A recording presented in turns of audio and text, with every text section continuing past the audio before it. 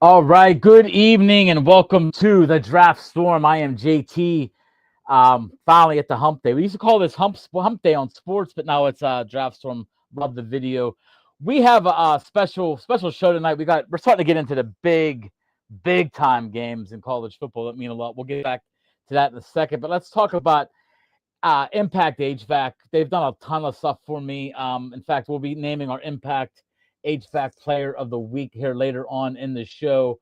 But if it's getting starting to get cold out. We actually got a little bit of rain here, so it is time to call Impact HVAC at 412-297-1852. Tony and the crew are available 24 hours. They'll take care of whatever your needs are. They do whatever they can to get the job done. So please give them a call, especially now. You have anything you think your furnace is starting to act up a little bit. Don't wait until it's 20 degrees out. The weather in Pittsburgh will change overnight. So call Tony and the guys at Impact HVAC, and they will take care of you. I promise you guys. Let them know that Sports Bible sent you. All right, let's bring my partner in. My co-host Snyder. Snyder. Week Big 5 week. already, man. Big week. Especially for you, because I mean you're a huge. We got the Penn State guys here. Penn Yes. State, and we might as well just go right to it. Before we even let's go into the last week's games first. Get last week first. Yeah, let's go real quick. Couple games. I'm gonna just name the game to you that I think that you watched a little bit of too. We got to watch Oklahoma beat Auburn 24-17. Thought that was It might be costly for Oklahoma though. That's true. McKeer's out for how long is the big question. Yeah, and I'll tell you what, that kid was making and he's getting compared. Yeah, he's getting compared to Baker Mayfield for the kind of games he's had this year. Yeah, he's been he's probably, I mean, all intents and purposes, he's probably leading the Heisman Trophy race. Yeah, he probably was. So that is a big loss for Oklahoma. They're off this week, so they get a week to mend. Maybe that'll be good for him. Maybe the week off might help him come back. Couple of the other games. The one game that I think we talked about off the air that was sort of like, holy crap, man.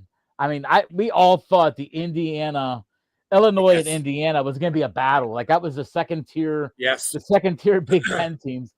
53-point win, which, I mean, is Cignetti for real, man? Is Cignetti that good of a coach?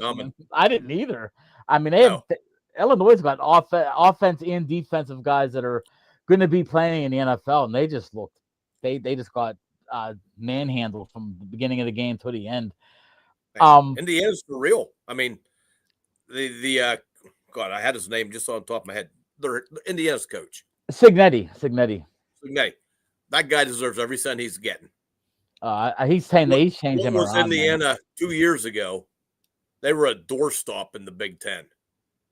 His first year, he takes them 11-1 and into the playoffs, and now he just demolishes this team. Wow, that's impressive. He deserves. Indiana should be paying him whatever that guy wants. I agree. And the TC Javor, it was a one-sided battle. IU got that money flowing. I mean, they got some great talent, man. Kamara on defense. They got some talent on offense. That team, I was shocked when I saw the score. I was watching a little bit of the game, but then I saw this.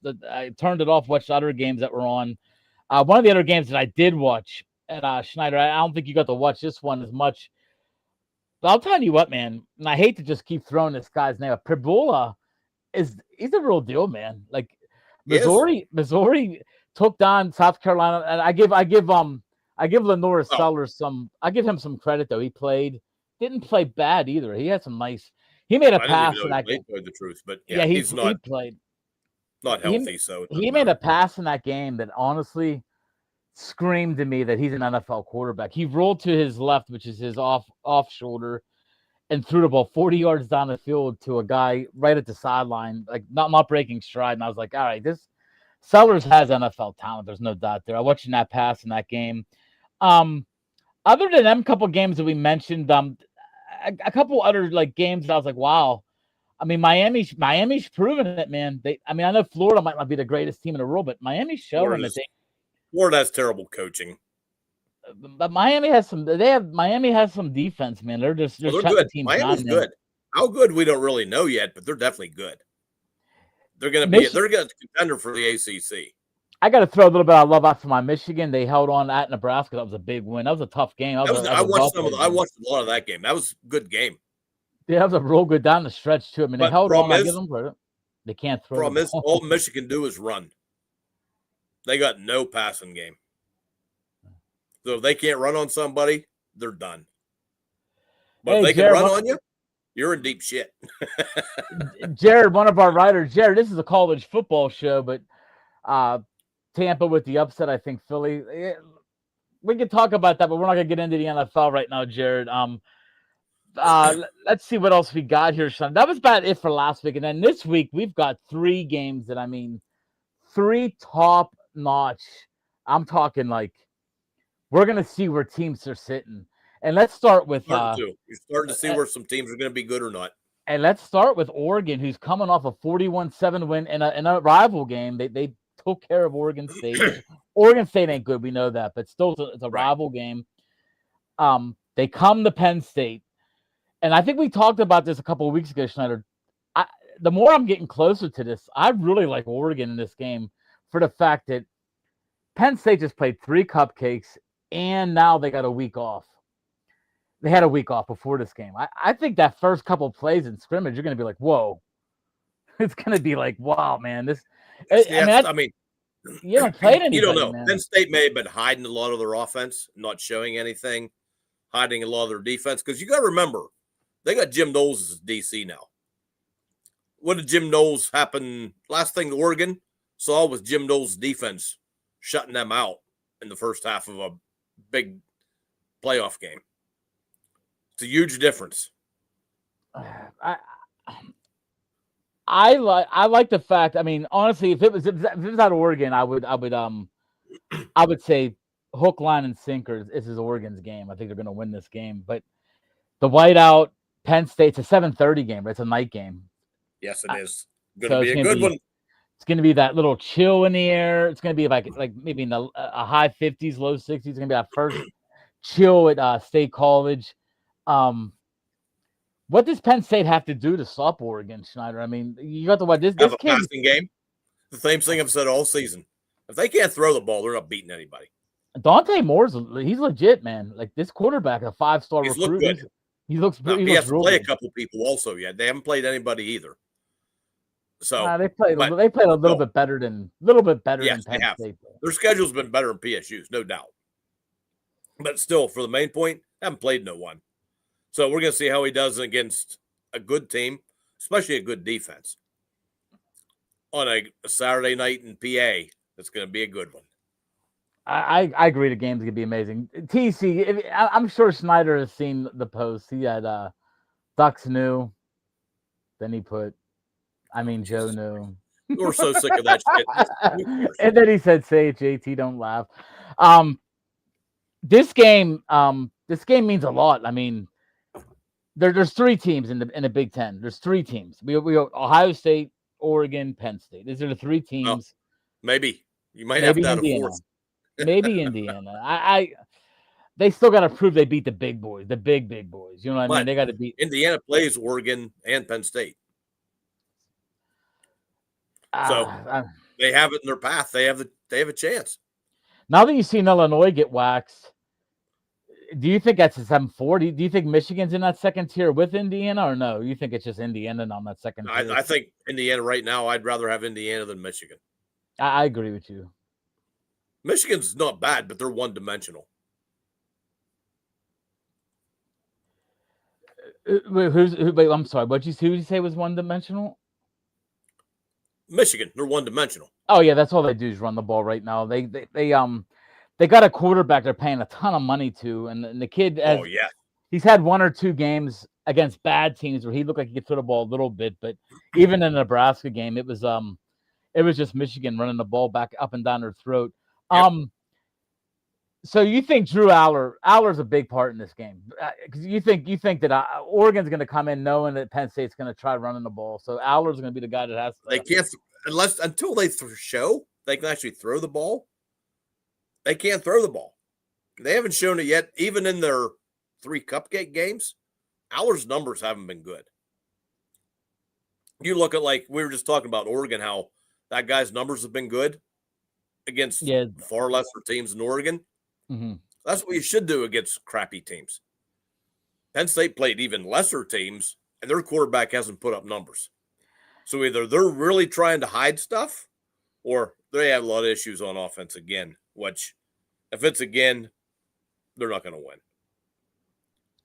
And I have an article coming out tomorrow, which I've already got my notes written down for it. And here's what I think the strength.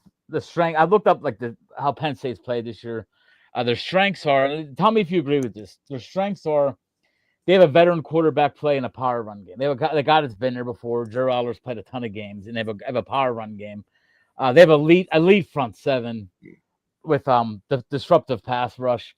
Then the home field advantage at Beaver Stadium is going to be. I mean, you can't big for this game. Yes, you can't withhold that. The weaknesses for Penn State I put was, and the games that I've been watching, when I watched a couple of their drives, their red zone inefficiencies and bad against bad teams, and that can't help against we're playing even a tougher team to get in the red zone.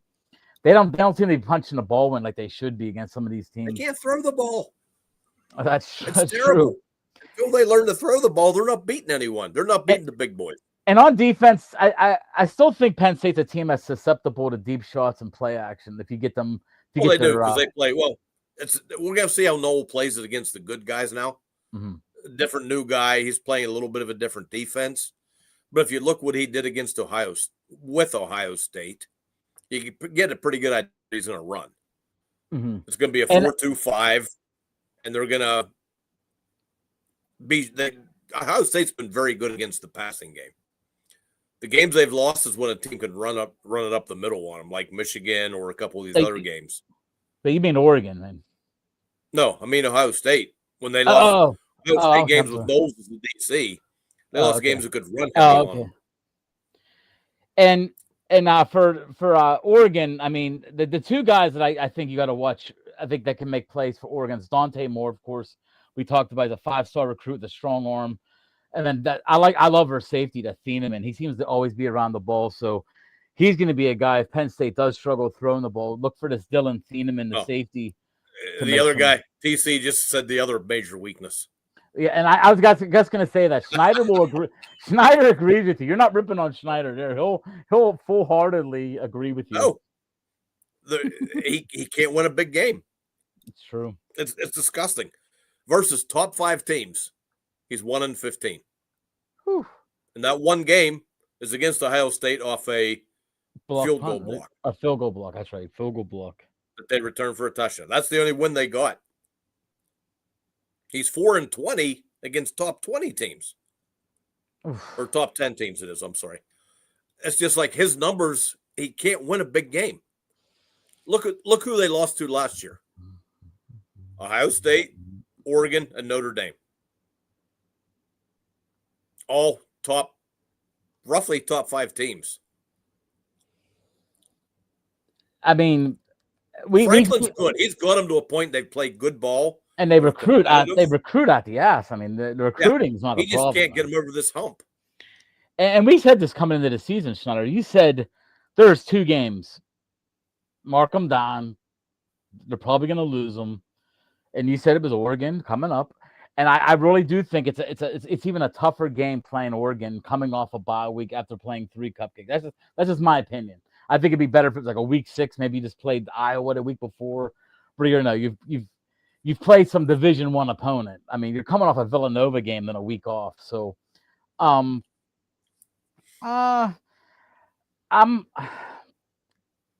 what's your gut saying, Snyder? And be honest. Like, don't do your I'm going to say they're going to lose because I know maybe if they'll win, I'll be happy kind of thing. Do you honestly in your gut feel Oregon's going to win this? Yes, I really do. Like a 24-21. It's going to be a low scoring. I think it's going to be close, but I think Oregon. I don't think I think Franklin screws it up somehow. That's gotta frustrate. I mean, you guys got the team. I mean, on paper, there's not really much separating you, Georgia, Ohio State when it comes to talent. I mean, talent is there. I mean, there's a ton of talent. I guess if maybe one thing that separates them three teams is Ohio State's receivers are just phenomenal. I mean, out of this world phenomenal. But Snyder, we're gonna go to commercial. That was the one big game. That was the biggest game of the week. But there's still two more big games that are very good. I mean, Georgia, Alabama. I mean, this game has become the game each that'll year. Be a good one too. And it's at Georgia. That's a big deal for the Georgia fans. And then the other one in the SEC, LSU at Ole Miss, another big one. So we'll be back right after this.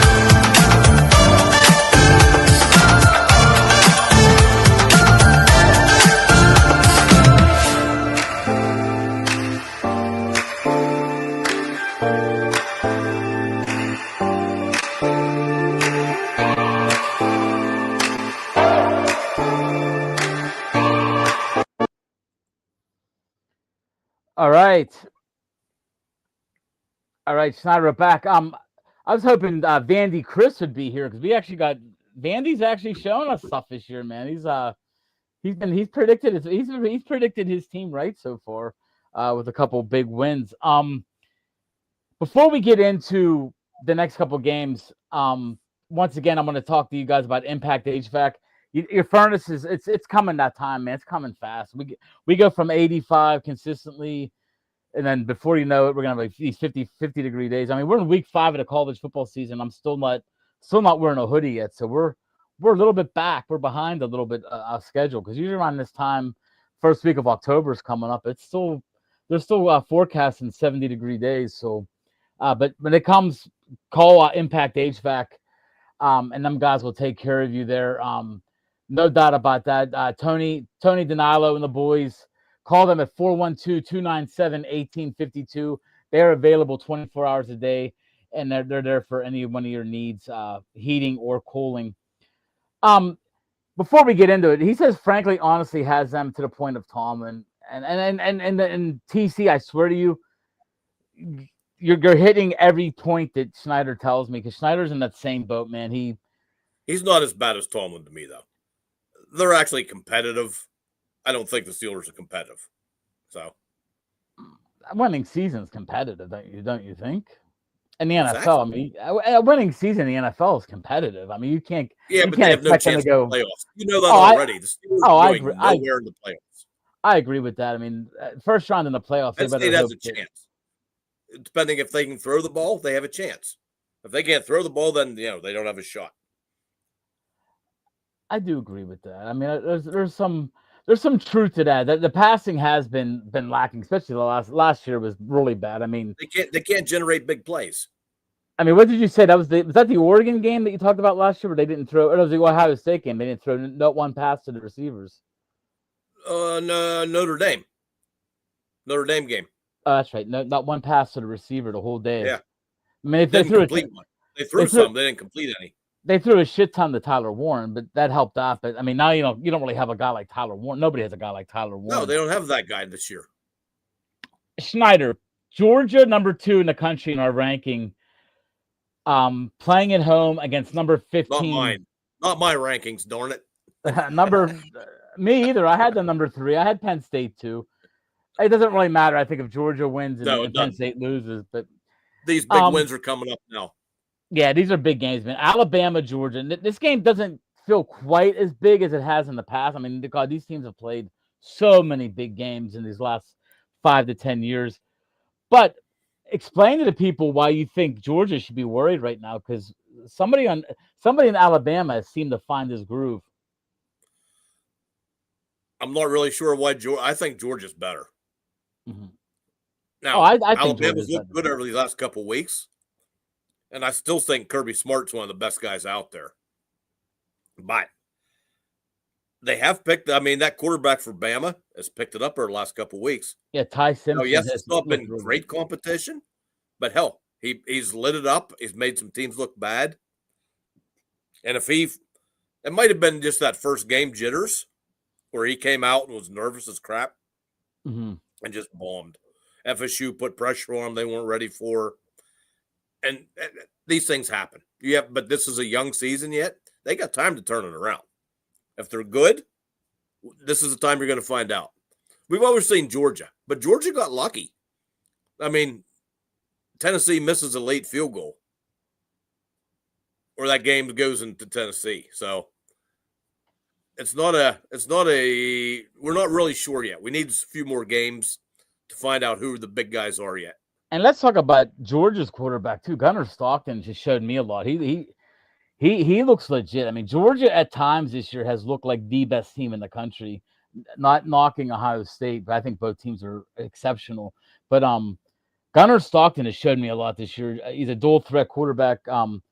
I've seen him make some big time plays this year. Like I said, he hasn't played a ton of great teams yet either. Ryan Williams, the receiver for Alabama, you can just draft Nick out there. You're going to watch another receiver that has a ton of talent. Watch this kid and Bernard. I mean, they have two. They're not as good as Ohio State. Yeah, they're not as good as the Ohio State guys, but that ain't saying they're right that much worse. Oh, they are. I mean, Tate and Smith in Ohio State, but this game I think is gonna be a high scoring one. I think it's gonna be one of them. Oh, will be 41-35 kind of thing. I think Georgia might win by a 10-point spot, like maybe a 41-31. Where's that game at? It's at Georgia. At Georgia. Yeah. That's a big one. Yeah. You got to give a slight edge of Georgia then.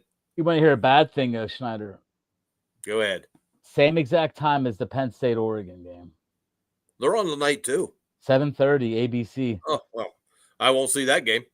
Yeah, I mean, I might have to stop over. I go into the Pitt game, Schneider. I might not go to the soccer game. I have to stop over your house. You might have to somehow hook up a second TV so we can watch two games at once on Saturday. That's two of the best games are playing at the same time. I'm upset that's a 7 o'clock game.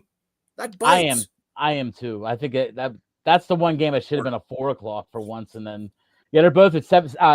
Penn State's on NBC at 7:30, and the Georgia game's on at ABC at 7:30. Same exact time. That sucks. It does. The third game. What if my TV has split screen? Yeah, you get to look into that. Third game of the night that I really like. This game's at 2:30. This one, so we could watch this one before the other two big come on. This is a big game, man. And LSU, we have them ranked at number 4, and Ole Miss is at number and Ole Miss is 14. And Ole Miss they're playing some good football right now, man. How do you see this game shake up? I mean, that's another one. I think Newsmeyer is. I think I think you put Newsmeyer in that top 3 of Heisman candidates right now, especially if what's his name can't come back. If he's out for an extended period of time, the kid from we just talked about it earlier in my mind. Yeah, if Mateer misses 2 or 3 weeks, maybe loses. He's going to miss for that. He's having, from what I understand, he's having hand surgery. Oh, okay. I mean, so Newsmeyer, I think Newsmeyer's the guy that could slide right in there, man. There's a couple other guys that are having exceptional starts to their season, but I thought Newsmeyer has played well. They played some good talent. They played a lot of good. They played out of the top 5 teams. They probably played the best talent right now. They play Clemson. Well, can't really. Speaking of that, just before you get into this game too much, look at Alabama's upcoming schedule for the next 4 or 5 games. They don't have an easy schedule at all. Yeah, they seem like they got the short. They seem like they got the short straw in the SEC schedule. I mean, yeah. I don't know how much you believe in Vandy, but they got like Vandy, Ole Miss, Vandy LSU. beat them last year. They have like 5 tough games in a row coming up in the SEC. Yeah, Vandy beat them last year, man. So I know there's going to be. I know that makes you. I know me personally. I think that means I'm taking Alabama to beat them by 30 because they ain't gonna lose 2 years in a row. But I don't think it's that. Yeah, I don't think you can use that mindset thinking of Alabama anymore. Because I think if no, it it's was a different year. It's a yeah, if it was different year. if it was a Saban team, though, I would be like, you know what, this guy, he lost to them Well, last you year. wouldn't have He's lost gonna do Vanderbilt in whatever. the first part, so it wouldn't have mattered. That's true too. That is true. But LSU, looking at their stuff, Newsmeyer, I think he's gonna be the guy to watch there. And then Austin Simmons, the quarterback from Ole Miss, he's only a sophomore. This kid has a another dual threat. I think every quarterback now, you almost can say dual threat. Most are. He's a dual sport athlete too. This is a guy that played, I think, some baseball in his career. So the guy has a cannon, quick feet. And they got that cornerback from I think it was from Virginia Tech. He came over that Mansour Delaney. I say his last name, but he's another guy that's talented. That's gonna be a good game to watch because if Ole Miss can pull this off, that's gonna really if Alabama gets waxed by Georgia and Ole Miss beats LSU at home, they're beating them at Ole Miss. That's a good it's a good little run for Ole Miss to get going with. I mean, there's some really good teams in the SEC, man. There really is. Oh, there Missouri's always are. undefeated. I mean, yeah, you can look at the top 25 right now. It's just like Missouri. Missouri showed me a lot, man. They're 4-0. They've played not all great teams. They've won a couple games though against decent squads, including last week against South Carolina. A couple other games, Schneider, we might not get into as deep, but I really like it. USC got a ton of talent this year. Like, and you always say that they should. They have as much talent as everyone in the country. Yep, and they're 21 in our. Actually, they're 20th in our top 25 right now. They beat Michigan State pretty well, 45-31 last week. They've already won 2 Big Ten games. They're 2-0 in the Big Ten. But Michigan State's a doorknob right now. That's true. But they travel to Illinois, who's coming off that embarrassing 53-point loss at home last week to Indiana. So interesting game. I agree with that. I think it's going to be a fun one. Illinois have something? It's tough for a team to get their butt kicked like that and come back and not play well. And Bill's a good coach. He's been around forever. Mm-hmm. And that was one of the bigger games of the week. People were watching that game last week, and they pretty much did we overrate Illinois, or did we underestimate Indiana? Well, they went from being number 9 in ours to gone. I mean, you lose by 53. It's hard to. Oh yeah, when you lose by that. I mean, if you're not 7-0, played anyone. Yeah, you're pretty much going to drop out. And they did. They're the next one. They would be 26th in our rankings if you went by the extra votes or the others receiving votes. Right. Some of the other games though, that's the big one there. I think besides the 3 top 25 matchups, we already talked about all the matchups, but some local Louisville at Pitt. Louisville's ranked 21st in ours, and they've been playing. They have a good defense. I think Pitt's going to struggle. If Pitt didn't change anything after that debacle in West Virginia, I think Louisville might have their way with Pitt at Pittsburgh. This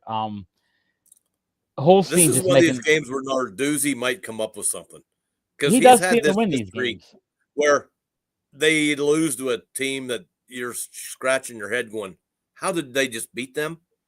Then he comes out and dominates a team much better than them, and you're like, where'd that come from? Yeah, we lose to Western. I don't think Louisville is great.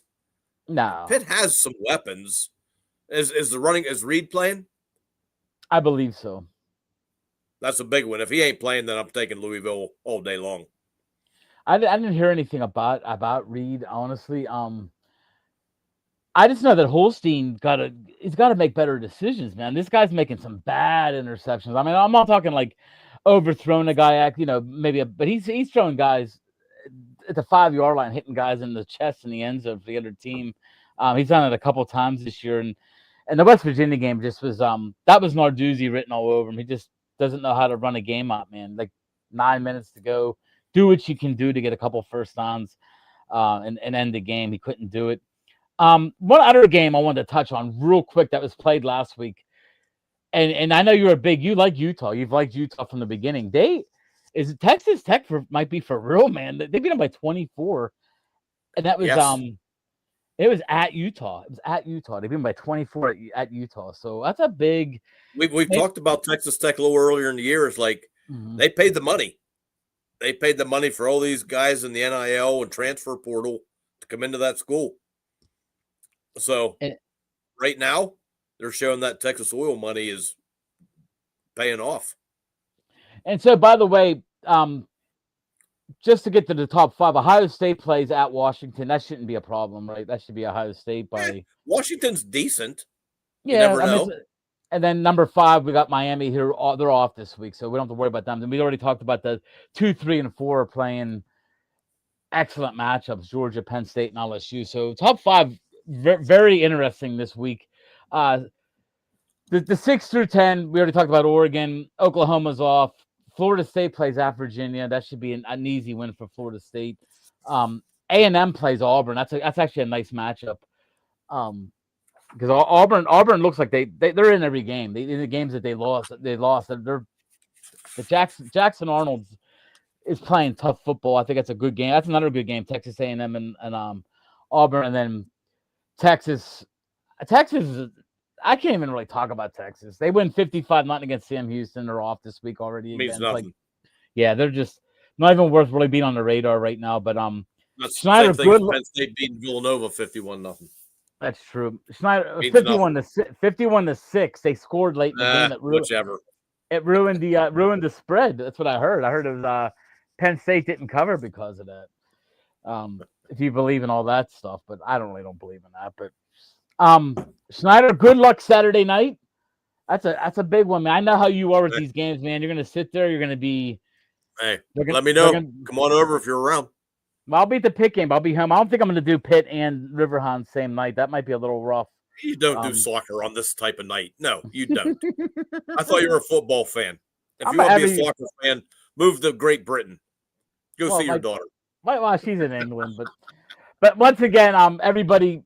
Oh, actually, one thing we forgot to do, and I totally apologize. The Impact HVAC Player of the Week. I did an article on it a couple days ago.